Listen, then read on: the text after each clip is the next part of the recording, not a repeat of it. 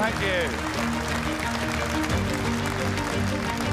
Thank you very much indeed. Good morning, everybody. Welcome to the launch of Small Business for Reform. And for those watching at home, what you have in the room, and they've all travelled today to London, are 300 small business owners. Today is the beginning of something that we intend to be very, very large indeed. The sheer level of disconnect between the front benches in Westminster and what these men and women do in their lives has never been greater at any time in our history. This Labour government has absolutely no comprehension of what it's like to set up a small business, to run a small business, and to meet a monthly payroll. None of them have ever done it. None of them get it. And as for the Conservative Party, which over the years would have said that it did stand for small business, well, in their time in office, all they did was punish small business again and again. And unlike the other party leaders, I set up my first small business in 1993. For 30 years, I've run small businesses. For 30 years, I've known what the ups and downs of running a small business are like. Many was the time when it came to meeting the monthly payroll, when the staff would be earning a lot more money than me. I know how tough it can be. I know how legislation impacts on small business, and I know how much time is taken up with bureaucracy if you run a small business. And yet, just think back over the last few years. The IR35 rules brought in by the Conservative Party affecting every single self-employed sole trader in this country, frankly, in the most bureaucratic and the most ridiculous way. I think it all comes from Treasury thinking that says that anybody in the private sector simply must be a crook, and only those of us in Whitehall are the good guys. The IR35 rules have made life very, very difficult for self-employed contractors, and frankly, they simply need to be scrapped. And let's allow the self-employed, who don't get sick pay or anything else, let's allow them to carry on with their lives. These businesses also hit by Jeremy Hunt's astonishing 30% increase in corporation tax in one go. In one fell swoop, put up corporation tax by 30%. And what that means is that all of these companies have less money to reinvest in their own businesses. Yet, again, that simply doesn't seem to be understood. And now we have a proposal from the Labour government that sole traders and small businesses, rather than filing annual returns to HMRC, will now be asked to file quarterly returns to HMRC, which just adds to cost, time, and bureaucracy. You can listen all you like to Labour, telling us that the Employment Rights Bill will make life better for employees. Well, maybe. If you're a big company with 5,000 or 10,000 staff, maybe you can deal with the increased cost and employee risk of the Employment Rights Bill. But what if you're a small business, just employing 3 people, and Labour bring in legislation whereby someone you take on could start to take action against you after literally the first day in work? There is no understanding of the impact of legislation. And that is because government only listens to big business. I saw this myself in my 20 years in Brussels. The big companies had their own lobbying offices, and it's not dissimilar here in Westminster. It's the big businesses that take you to Wimbledon. It's the big businesses that take people out for dinner. It's the big businesses that shape policy, and the small businesses, frankly, don't even get a look in. And yet, when you think about it, that's remarkable, because over 99% of all businesses in this country are small businesses with fewer than 50 employees. Think of that. Over 99% of businesses. And think of this. 50% of those employed in the private sector, I'm talking about over 13 million people, are directly employed by small businesses. And yet, think again of what this Labour government has done. NIC of itself has had a massive impact on all of these people as employers. But just think, reducing the level at which NIC becomes appropriate to $5,000 a year, whilst at the same time putting up the minimum wage for under 18s by 18%, has meant 50,000 fewer teenagers have jobs today than did this time last year. Legislation that might work for big firms doesn't work for small firms.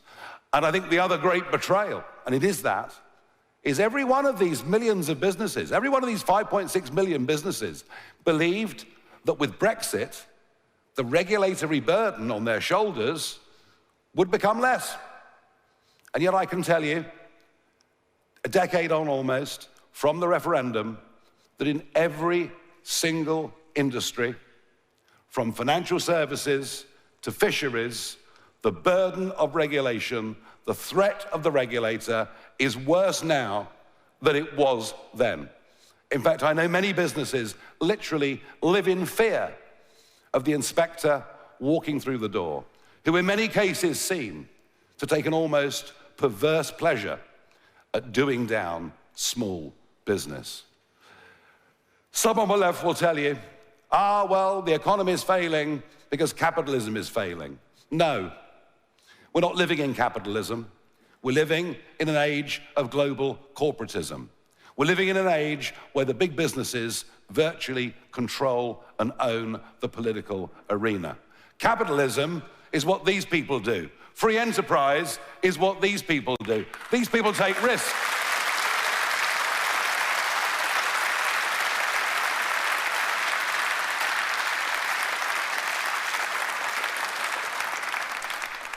They risk their own money. They go to the bank and borrow money.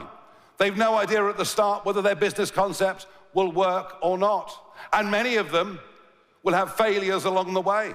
But that's what free market enterprise is about. It's about risk. It's about reward. It's about failure. And some of them, who despite everything, go on, succeed, make lots of money, well, they're almost treated in Britain as if they've done something wrong. As if morally it's wrong to be successful. Morally it's wrong to make money. Well, what a reform government will do is everything we can do from the education system onwards to change that culture.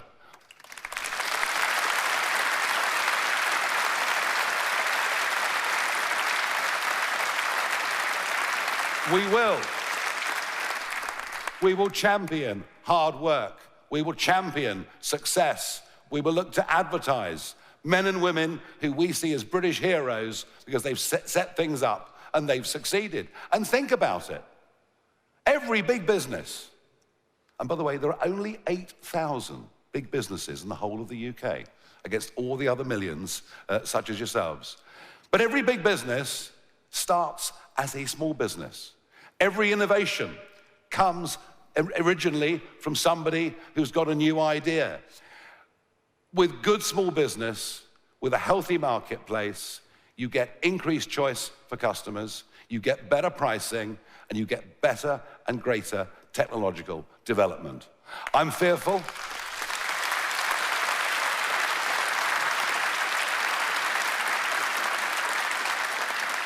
I am fearful that this budget won't understand any of that. And well, of course, everything about this budget will be to attack hard work, attack saving, attack aspiration. But if Rachel Reeves does make changes to dividend income, etc., I can see a lot of small businesses, especially those in the tech space, just thinking, you know what? I'll hop on a plane to Dublin and I'll work from there. It'll be just so much easier. I fear the flight of business, the lack of investment in this country will get significantly worse if Reeves does touch dividends. So my message today is very, very simple. The Conservatives betrayed you on small business. Labour doesn't have any comprehension of actually what you do as small business. We do. We get it. I've been in business, I've run my own businesses, as many of my colleagues have, as thousands of our members have.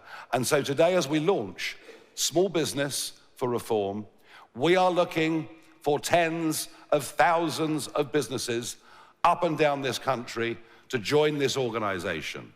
We will put in place a board.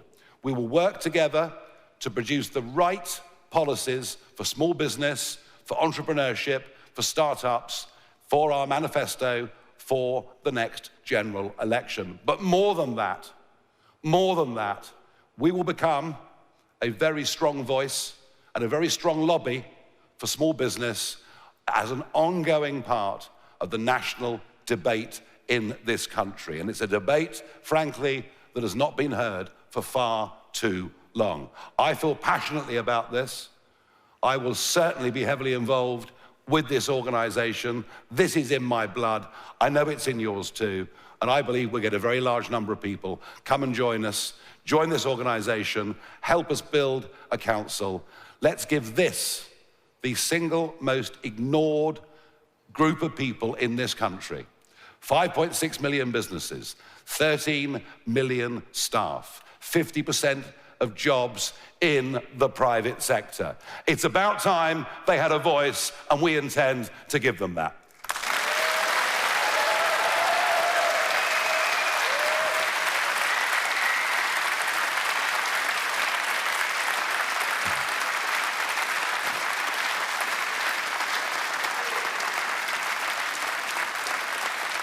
Thank you.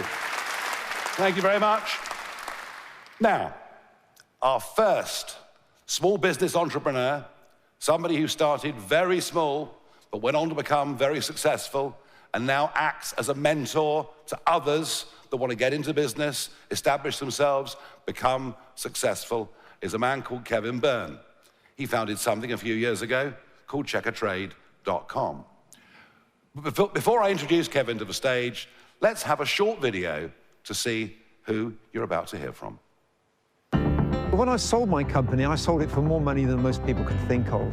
But the whole situation in the UK today for entrepreneurs is crushing them. My name's Kevin Byrne. I'm a serial entrepreneur, and I live on the south coast of the UK. Every single thing in this world stems from an idea. My wife and I are Christians, so I went to members in my church, the builder, the plumber, the electrician, and said, look, I'll do a little leaflet together. Once the word got out, everybody wanted to be in this little book. This was the embryo of the national brand that I built, helping to keep the cowboys out, scouted out. Great, eh? The very original concept idea, and I still got it. One health and beauty, one architect, one bed and breakfast, one builder. And, you know, when you're building a business, it's tough. When I sold my business, I went through an incredibly dark tunnel. So I'm waking up now and there's no reason to get out of bed. What really matters is your health, the health and well-being of your children and your friends around you. And the thing that I'd really like to do is to stay in my country. But the whole system is rigged against entrepreneurs. Have I got enough time to build another national brand under all the caps that this government and previous governments have put into building businesses? Should I live the rest of my life here and then die and pay inheritance tax at 40%? There is no reason for me to stay in the UK, and how sad is that? Because I love this country. How sad is it that I've spent my entire life employing people, paying tens of millions in tax, get to a point where I'm thinking, I just can't stay here. Imagine if entrepreneurs were encouraged to come here, entrepreneurs were rewarded for employing people. What would that do to the economy of the UK? And I believe as Nigel Farage is Prime Minister of this country, he's going to wipe out many of those things which are hindering small businesses, and he'll start introducing things that will attract entrepreneurs from all over the world to the UK instead of those in the UK leaving.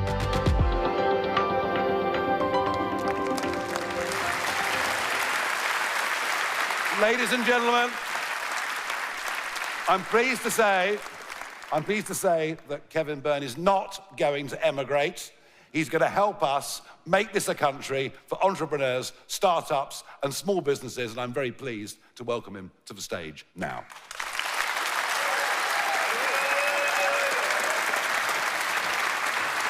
All right. Nigel, thank you very much. Good. Enjoy. Thank you. Good morning, everyone, and I'm sorry I've got my back to you. Apologies. I've spent, as you've seen on there, most of my life working either as a sole trader or a small business, and then I got to a national brand, and then I sold it. So there's very little that I have not experienced, gone through as a businessman in this world. I can remember when I was in my 20s and my children started to appear. And this is how it all started. My wife said to me, "Kev, look at the state of the carpets." So I thought, maybe I could go out and get a carpet cleaning machine and start. And from that, it's where you advertise. And from that, you put something together, and from that, it leads on to something else. But that whole journey is incredibly difficult, as you will all know, the people around this auditorium today that have built a business. But when I was preparing this speech, I was thinking on what I should say in such a short amount of time. And about 3 months ago, off my own back, I thought I'd put a paper together for Nigel, and I called it Small Business is Britain. And I just want to read you the opening part of this because it's so powerful. Some of these numbers have changed since, so bear with me. 5.6 million SMEs, 99% of all firms, 16.7 million people employed. That's 50 to 60% of the private sector. 2.8 trillion turnover, half the economy, half. I want to emphasize that because in my business, if I had something that was responsible for half the income, man, I would give it all of my attention. But what attention do we get? And I wrote this: confidence is at rock bottom. Insolvencies are at a 14-year high. Over half of all owners say trading is worse than 5 years ago. And most have shelved plans to grow. How sad is that? Risk takers feel punished, as Nigel was saying. Before a penny of profit, the tax man takes his cut. Add in the red tape, late payments, high costs, and entrepreneurs stop growing, or they leave the UK. Isn't that a terrible place to be? So whether you are thinking of starting a business, or you're a one-man band, or you're a limited company, or you're a national brand, I've been there, and I know what the journey's like. And there's very little that anyone can tell me that I haven't experienced or been through myself. But let me bring it right back down to the basics. A very good friend of mine, he actually used to work with me in building my business. He moved to Northumberland. His name's Andrew, and he started a cafe. And I speak to him regularly, and he said to me, "Kev, I haven't built my business because of the government or any help that's been offered. I've built my business despite the government and the lack of help." And that is such a terrible indictment, isn't it? For us that are just trying to be the backbone, the heroes of the economy of the UK. We, the tradesmen, the business owners of the UK, we fix people's houses, we transport them, we build their cars, we feed them, we clothe you, we entertain you. Absolutely the backbone of the UK, and yet the neglect from this government and previous governments is absolutely staggering. You'll know as a business person that's self-employed, you don't work from 9 to 5. For me, I got up in the morning, opened my laptop, and when I'd finished for the day at 12 o'clock at night, I would close my laptop and go to bed. Who else experiences that? Most of us, a lot of people nodding their heads. And it's tough, but where's the help? I learned something in my business, building a national brand, that most of us are like the rest of us. And if you can build the right environment, things will grow. I learned that people, your workforce, the small trades of the UK, they want to feel appreciated. They want to feel understood. They want to be able to work with integrity and a strong moral purpose. They want to be trusted, but above all, and this is what I think is probably the most important thing, they've got to have a vision for the future. And right now, I just don't feel or see or sense there's a vision for this country outside of reform. I was asked before I come on the stage, Kev, why have you come over to reform? And I said, it's desperation and disappointment. It's disappointment. So I want to look at very briefly those 5 things. Appreciation, understanding, trust, integrity, vision, and apply that between the government and ourselves as small businesses. Where is the appreciation from the government? I had to have that in my company to make it work. Where is the understanding from the government about our strifes and issues and problems building small businesses? There isn't any. And where's the trust in us? I don't think there is any trust at all. What about integrity? Now, I think a lot of, particularly builders and plumbers and the like, they're under a huge amount of pressure when it comes to operating with integrity, cash jobs, etc. And I wonder how much is being lost to revenue through situations like that. But they feel they're being forced into that corner. And where's the vision that this government and past governments have given us as small businesses? I can't think of anything at all. Can you?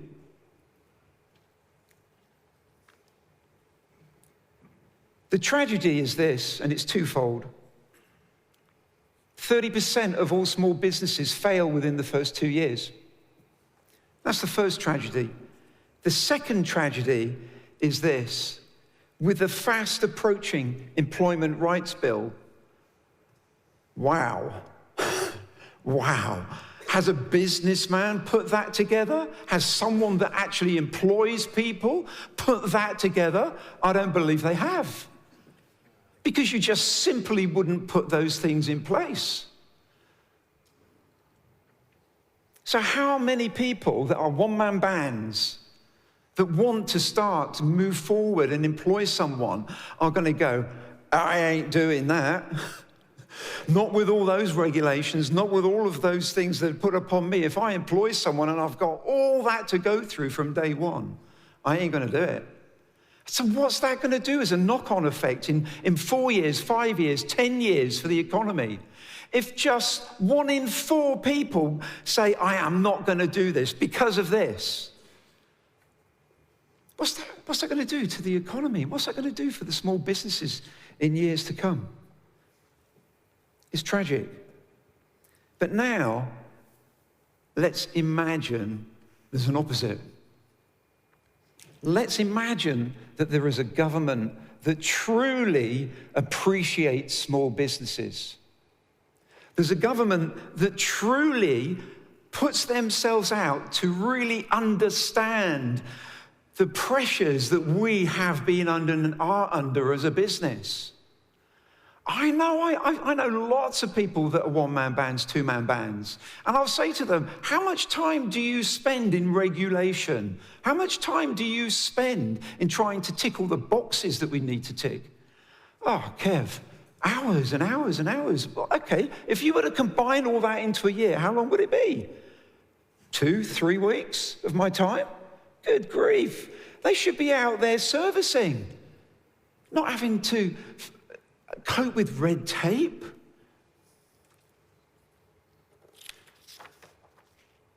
So, what is it that this country needs? It needs a system that encourages people, a system that will help that one-man band take that leap without the fear or the bureaucracy that's associated to it. We need that. Imagine if success was recognized and appreciated and applauded in the UK. Do you know the United States economy at the moment is growing? I think it's 3 times the rate of ours. And that's because of those very things. They celebrate success. They celebrate the entrepreneurs in their country. And they are doing their best to remove all the barriers to make those companies a success. What we have in the UK today is simply madness. It is simply madness. But all we need is the right environment. That's all we need. And we need a vision. We need someone like Nigel to get on this podium and have that national voice and say, this is one of the most important aspects that the UK has got today. Half the economy comes from us as small business people. Now, I know this is going to be a huge mountain to climb for Nigel and the Reform Party. Huge. Every month, and I'm sure a lot of people will agree with me, every month the situation gets worse for the UK. So I say roll on the next election. I believe if we back the doers, the makers, the fixers, we will rebuild the pride in the UK. We'll rebuild the family in the UK. We'll rebuild the community in the UK. But most of all, we'll rebuild the hope that we all need. Here's one simple truth, which I'll finish on. When Britain's small businesses thrive, Britain will thrive as well. Thank you.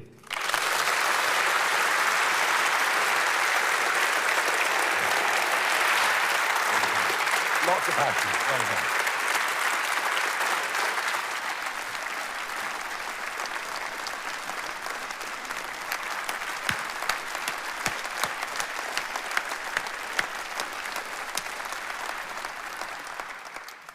Kevin, thank you. That was really powerful, really passionate. Were you listening, Rachel Reeves? Oh, I don't think so. Even though she was a senior economist at the Bank of England for 10 years, you know. No, I suspect much of what's been said this morning will be met by a blank wall of incomprehension in government and on the front benches, as they simply don't have a clue. I wouldn't even be surprised if elements of what Kevin had said today are not picked up and used by the Prime Minister in PMQs this Wednesday. Mind you, at least David Lammy made Starmer look good, didn't he? I mean... Now, back to the serious stuff. The first thing I want to do is say a big thank you, a very big public thank you to Lord Bamford and JCB Excavators for their recent donation to us of £200,000. And I really am very thankful indeed for that.